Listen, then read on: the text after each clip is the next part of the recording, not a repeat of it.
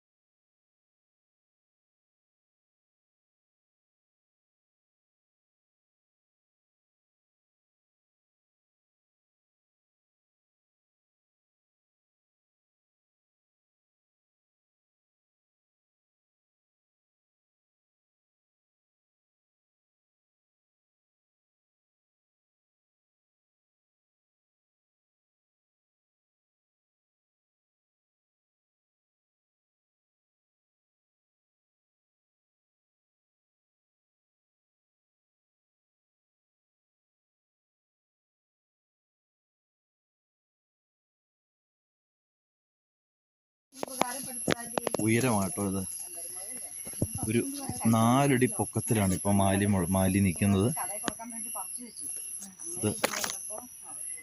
ഇതുണ്ടോ, മാലിമുളകിൻ്റെ പഴമാണത്. പഴമായി വരുന്നുള്ളൂ. ഇതാണ് നമ്മുടെ മാലി. ഇതിൽ നിന്നാണ് ആളുകൾക്ക് നമ്മൾ കൊടുത്തുകൊണ്ടിരിക്കുന്നത്.